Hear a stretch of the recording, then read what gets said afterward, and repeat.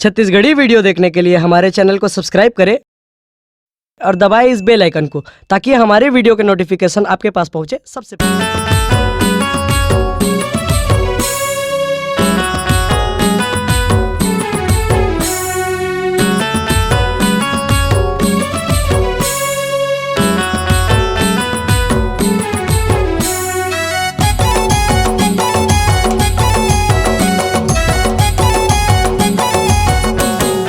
चूड़ी लिहाऊ रानी तोर बर बिंदिया लिहाऊ वो मैं हर पायल लिहाऊ ना।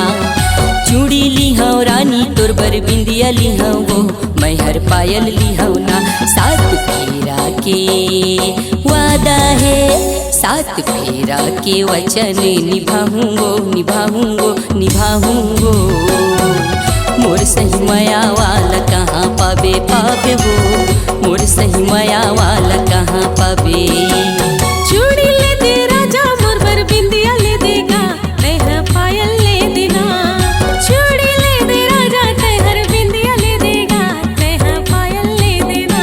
मोर जिंदगी माँ सच्ची में, मोर जिंदगी माँ बहार तैहर लाएगा लाएगा लाएगा। तोर सही माया वाला कहाँ पाऊंगा, तोर सही माया वाला कहाँ पाऊँ।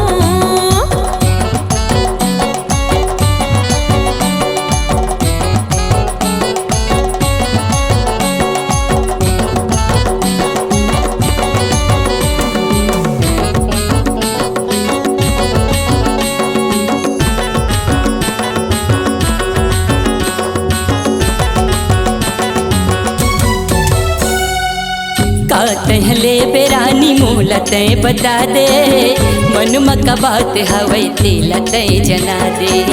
मन मका बात हवै तेला तय जना दे।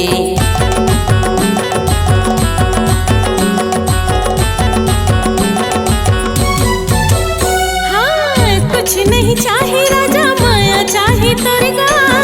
मांग सजा के राजा ले जा तोरे घर गा।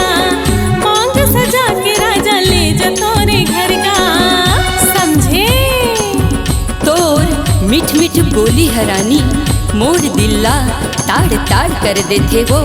तोर मीठ मीठ बोली हरानी मोर दिल्ला ताड़ ताड़ कर देथे वो। महुला अगोरा है वो दिन के जे दिन मोर सपना ला साकार कर देवे वो, साकार कर देवे वो। सात फेरा के वचन निभाऊंगो निभाऊंगो निभाऊंगो। मोर सही माया वाला कहाँ पावे पावे वो, मोर सही माया वाला कहाँ पावे।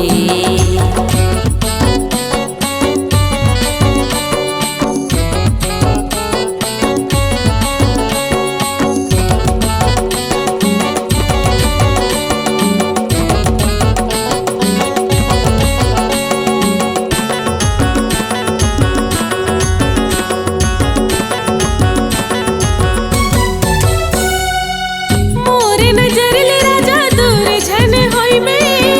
आँख ले आंसू बहिहा कभू झन बोहई बे। आँख ले आंसू बहिहा कभू झन बोहई बे।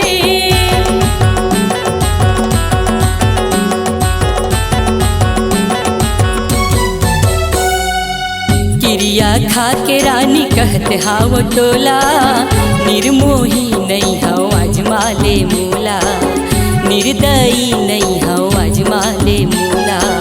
तका कहत रानी तय कतना सीधा साधा हस सोनू रंगीला। अच्छा। तय कतना सीधा साधा हस सोनू रंगीला। हाँ? मोर दुख दर्द ला समझ जाथस। ओहो। मोला तोर मन के मीत बना ले। अच्छा। मोला तोर मन के मीत बना ले और जिंदगी भर मोर हाथ थाम ले। मोर जिंदगी माँ बहार तैहा लाएगा लाएगा लाएगा। तोर सही माया वाला कहाँ पाऊंगा, तोर सही माया वाला कहाँ पाऊँ। चूड़ी लिहाऊ रानी तोर बर बिंदिया लिहाऊ वो मैं हर पायल लिहाऊ ना। चूड़ी ले दे राजा तैहर बिंदिया ले देगा मोर बर पायल ले देना। सात फेरा के वादा है, सात फेरा के वचन निभाऊंगो निभाऊंगो निभाऊंगो।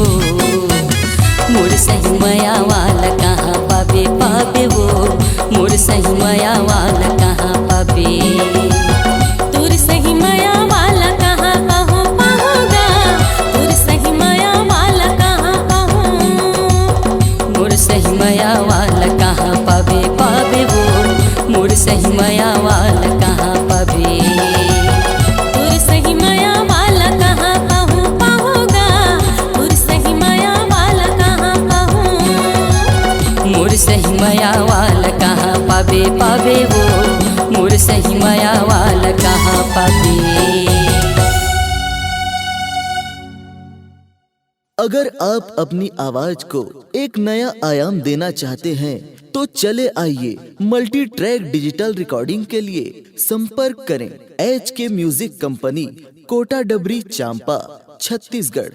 मोबाइल नंबर है 9329238487 और 8085380339।